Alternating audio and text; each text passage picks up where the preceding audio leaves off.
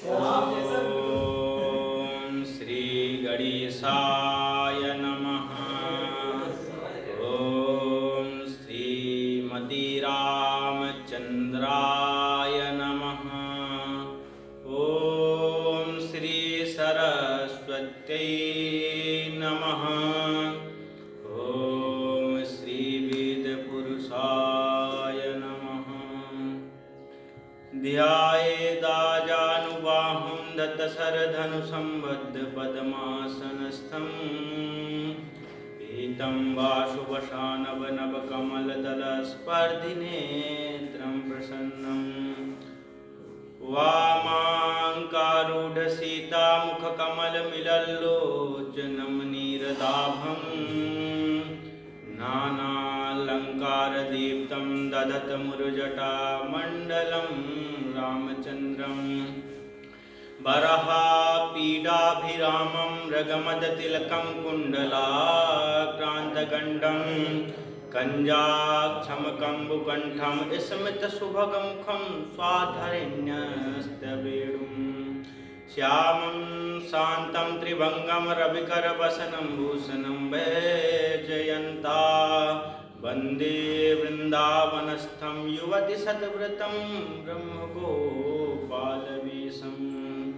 राधाकरावचितवल्लरीके राधापदाङ्गविलसन् मधुरस्थलीके राधा यशोमुखरमाद्खगावलीके राधा विहार विपिने रमतां मनो मे सीतानाथ समारम्भां नाथयामुनमध्यमाम् अस्मदाचार्यपर्यन्तां वन्दे गुरुपरम्परां लालदेह लालीलस हरधर लाल लंगूर वज्रदेह दानव दलन जय जय जय कपिसूर।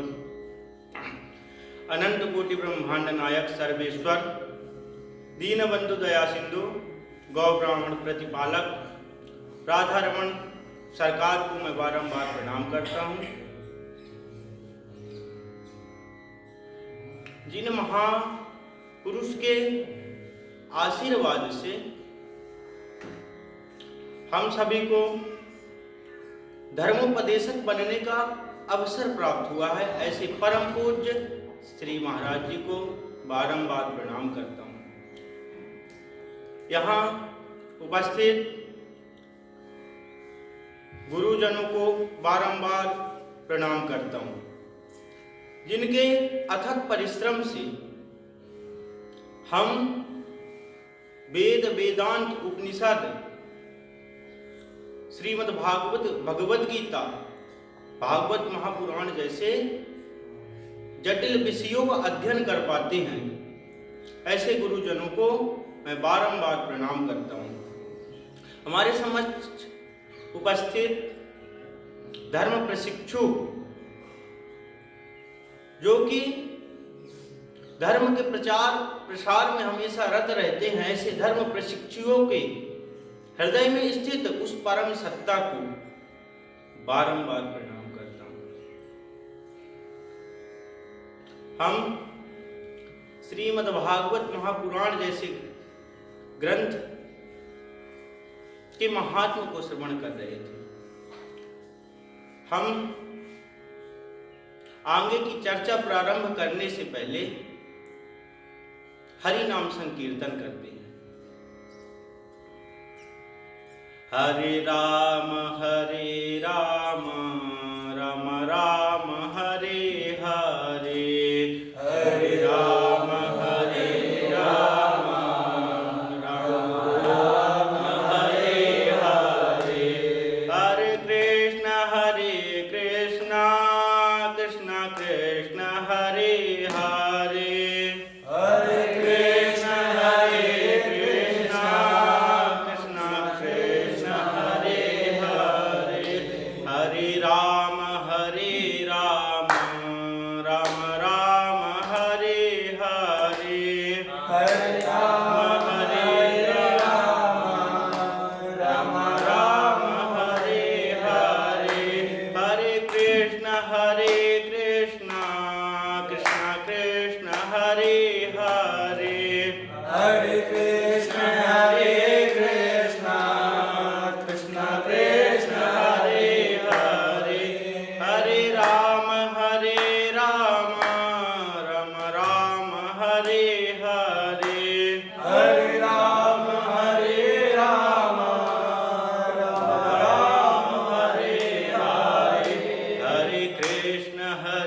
कृष्ण कृष्ण कृष्ण हरे हरे, हरे कृष्ण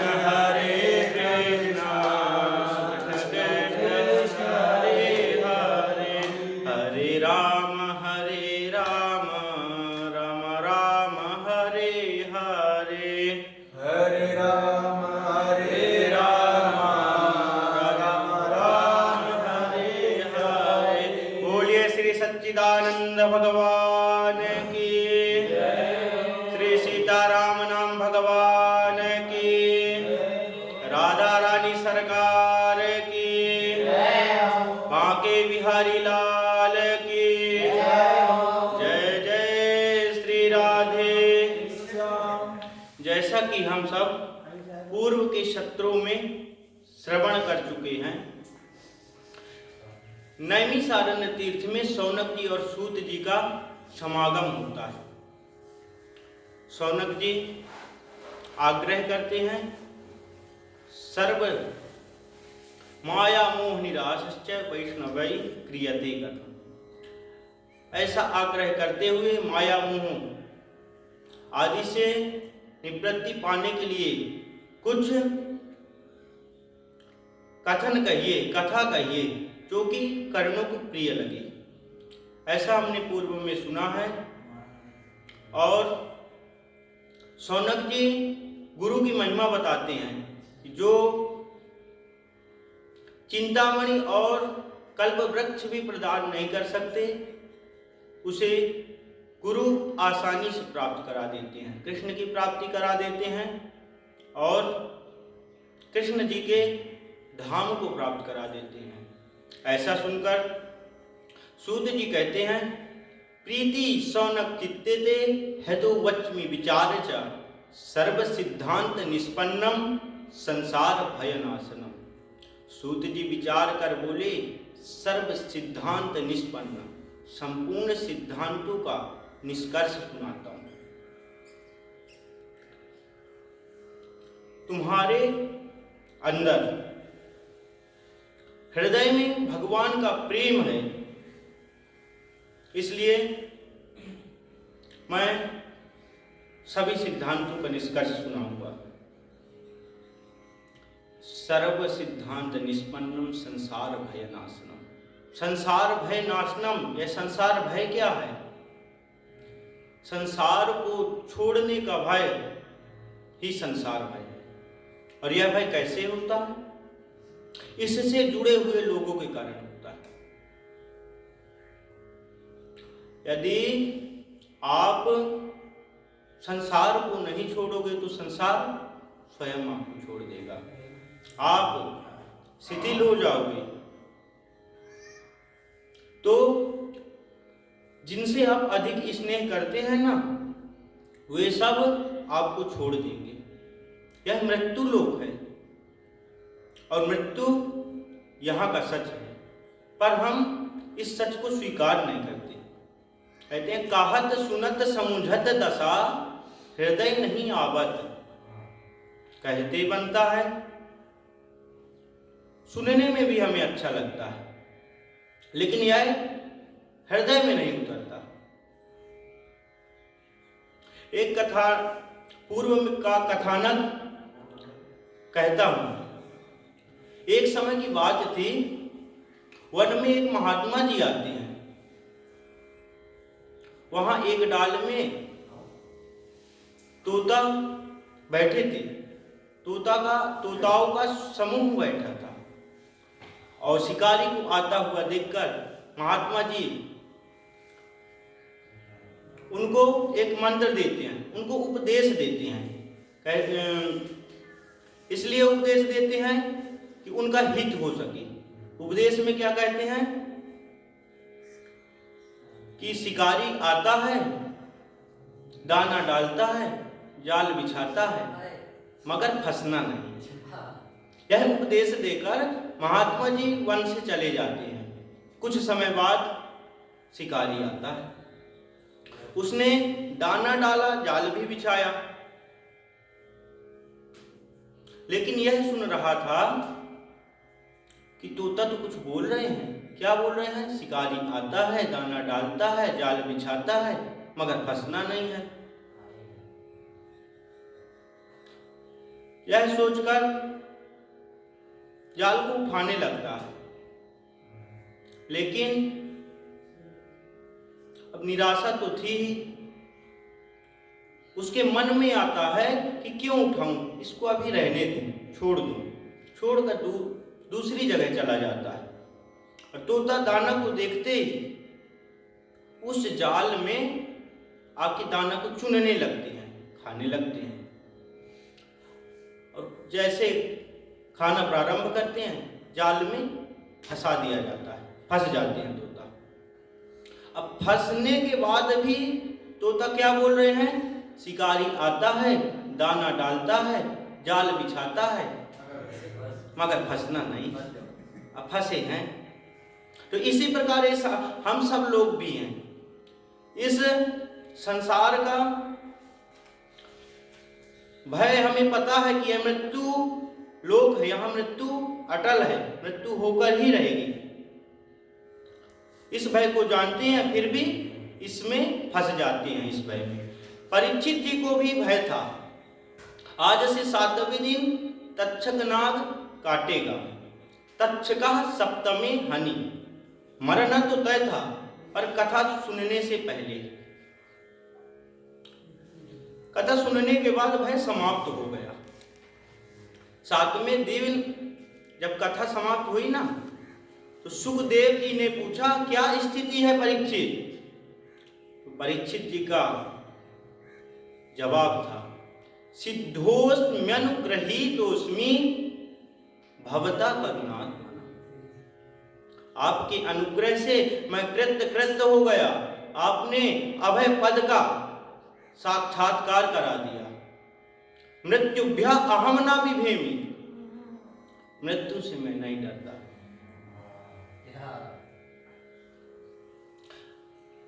अब ऐसा जवाब सुनकर सुखदेव जी को बहुत प्रसन्नता हुई। अब भागवत जी श्रवण की प्राप्ति कब होती है? अब प्रश्न उठता है, भागवत जी के जो संसार को के भय को नष्ट करने वाली हैं, ऐसी भागवत जी को की प्राप्ति, श्रवण की प्राप्ति कब होती है? तो कहा गया, जन्मांतरे भवेत् पुण्यम तदा भागवतम लभेत।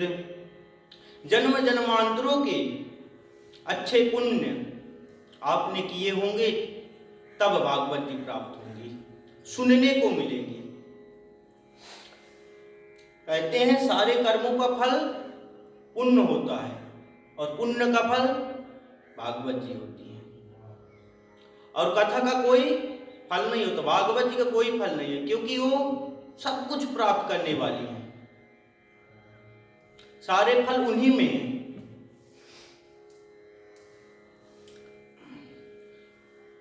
सूत जी ने भागवत शास्त्र का प्रवचन किया, और भागवत जी ये जो काल रूपी सर्प है ना, काल व्याल मुख त्रास निर्णास हेतवे श्रीमद् भागवतम शास्त्रम कलौ कीरेण भाषितम। कली काल में यह काल रूपी जो सर्प का निवाला हम सब बनने वाले हैं ना, इसके भय का नाश कर देती है। उसके नाश के लिए महामुनि सुखदेव जी ने भागवत शास्त्र का प्रवचन किया था। एतस्माद् परम किंचिन मनः शुद्धै न विद्यते। भागवत जी को श्रवण करने के लिए मन का शुद्ध होना अत्यंत आवश्यक है, क्योंकि जब तक हमारा पात्र शुद्ध नहीं होगा तो कितनी भी अच्छी वस्तु हो, उसे हम शुद्धता के साथ ग्रहण नहीं कर पाएंगे। पात्र में आने के बाद वह शुद्ध नहीं रहती। तो कहते हैं एतस्माद् परम किंचिन मनः शुद्धै न विद्यते। मन की शुद्धि के लिए कथा को छोड़कर दूसरा कोई साधन नहीं है। भगवान की कथा से हमारा मन शुद्ध हो जाता है। तन शुद्ध करने के तो अनेकों तरीके हैं। गंगा जी में स्नान कर लीजिए, तन शुद्ध हो जाएगा। सरयू जी में स्नान कर लीजिए, आपका तन शुद्ध हो जाएगा। अंतःकरण शुद्ध किया जा सकता है। अंदर की शुद्धि भी पंचगव्य आदि के पान से हो सकती है। यत्वा कस्थितं पापम देहे तिष्ठति मामकी प्रासनात् पंचगव्यस्य देहे त्वग्निरिवेन्दनम्। पंचगव्य से अंतःकरण शुद्ध कर सकते हैं। धन की भी शुद्धि हो सकती है दान देकर। धन का उपयोग धार्मिक कार्यों में लगाकर धन की भी शुद्धि हो सकती है। प्रश्न उठता है, मन को कैसे शुद्ध कर पाओगे?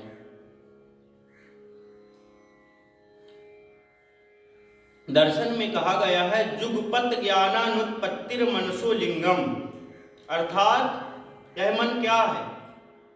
एक साथ दो इंद्रियों के ज्ञान की उत्पत्ति ना होना, वही कारण है जिसे मन कहते हैं। जैसे आप किसी वस्तु को ध्यान से देखो और वही कोई कुछ बोले तो शब्द तो सुनाई देंगे पर पता नहीं चलेगा क्या बोला गया, क्योंकि आपका मन नेत्र इंद्रिय के साथ लगा हुआ, कुछ आप ध्यान से देख रहे हैं। और उसी प्रकार यदि आप कुछ ध्यान से सुन रहे हैं और सामने से आपके कोई निकल जाए, यह तो पता चलेगा कि सामने से कोई निकल गया, लेकिन कौन निकला यह आप नहीं जान पाएंगे। उस समय आपका मन श्रोत्रेंद्रिय के साथ लगा रहेगा। इंद्रियां तो दोनों थी, पर मन जिस इंद्रिय में लगा था उसका विषय समझ आया। एक साथ दो इंद्रियों ने विषय ग्रहण नहीं किया। अब इस मन को शुद्ध कैसे किया जाए, यह प्रश्न उठता है। तो श्रुति महारानी कहती हैं, मन एव मनुष्याणां कारणं बंध मोक्षयो बंधाय विषयासक्तम मुक्त्यै निर्विषयम स्मृतम। अर्थात मन ही सभी मनुष्यों के बंधन और मोक्ष का कारण है। विषयों में आसक्त मन बंधन का कारण होता है, जबकि कामना संकल्प से रहित, कामनाओं से रहित मन मोक्ष प्रदान करा देता है। मन शुद्ध करने का उपाय व्यास जी कहते हैं, मनः शुद्धि विहीनानां निष्कृतिश्च कथम भवेत्। भगवान की कथा के अलावा मन को शुद्ध करने वाला अन्य साधन नहीं है। बार बार कथा सुनने से मन शुद्ध हो जाएगा, मन के विकार दूर हो जाएंगे, भगवान में मन लगने लगेगा। लोग कहते हैं कि भगवान में मन नहीं लगता। भगवान में मन लगना इतना आसान नहीं है। मन का लगना, बड़े बड़े योगी मन लगाने के लिए तो परेशान हैं। योगश्चित्त वृत्ति निरोधा, चित्त की वृत्तियों का निरोध करते हैं भगवान में मन लगाने के लिए। योगी बहुत सारा प्रयत्न करने के बाद भगवान में मन लगा पाते हैं, और हम आसानी से हमारा मन आसानी से लग जाएगा क्या? पर बार बार कथा सुनने से हमारा मन पवित्र हो जाएगा और भगवान में लग जाएगा। क्योंकि यह हमारा मन जो है ना, अनादि काल से, कितने 84 लाख योनियां होती हैं जब से मन विषयों का भोग करता आ रहा है, उसकी आदत पड़ गई है विषय के भोग की, तो आसानी से भगवान में मन तो लग नहीं सकता। एक समय की बात है, एक पंडित जी थे। मंत्रों का अभ्यास किया। प्रेत को सिद्ध करने वाला एक मंत्र था, उस मंत्र के प्रभाव से प्रेत को सिद्ध कर लिया। अब प्रेत प्रसन्न हुआ, सामने आता है और पंडित जी से कहता है, पंडित जी हमें काम बताइए। पंडित जी काम बता देते हैं। प्रेत के पास तो अलौकिक शक्तियां थी, क्षण भर में ही उस काम को पूर्ण कर लेता है। फिर आके पंडित जी को कहता है, पंडित जी काम बताइए। इसी प्रकार पंडित जी बताते हैं, क्रम से कई बार काम बताते हैं और बार बार प्रेत जल्दी काम करके पुनः आके काम मांगने लगता है। एक समय ऐसा आया पंडित जी के पास कोई काम ही नहीं था और प्रेत मांगता रहा काम कि आप हमें काम दो। पंडित जी परेशान हो गए और प्रेत तो ऐसा भी बोलने लगा कि अगर आप हमें काम नहीं दोगे हम आपको खा जाएंगे। तो पंडित जी परेशान हुए।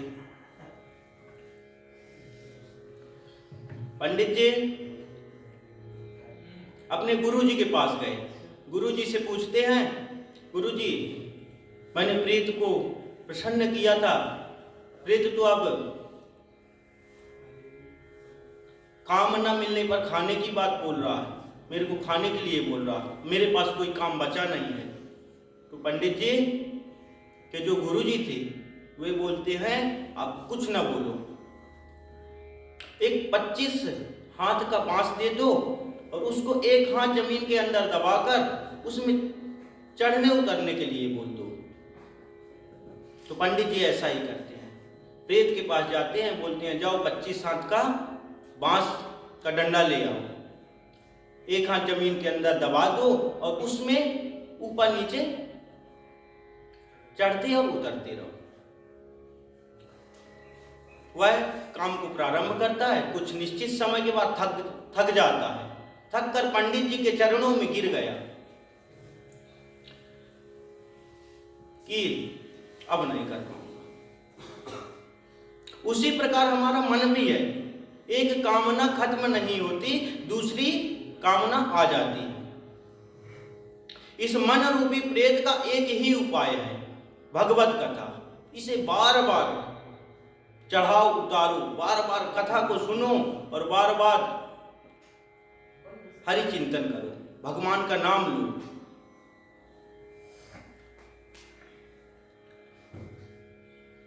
हम भी भगवान का कीर्तन करके, चिंतन करके अपने मन को शुद्ध करते हैं। हरे राम राम राम हरे हरे, हरे राम राम राम हरे हरे, हरे कृष्ण कृष्ण कृष्ण हरे हरे, हरे कृष्ण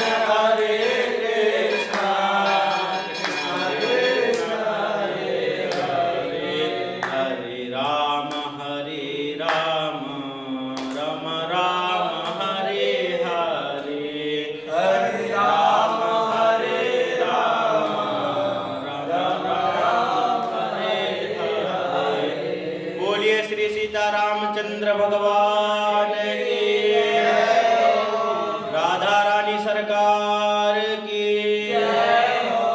सद्गुरुदेव भगवान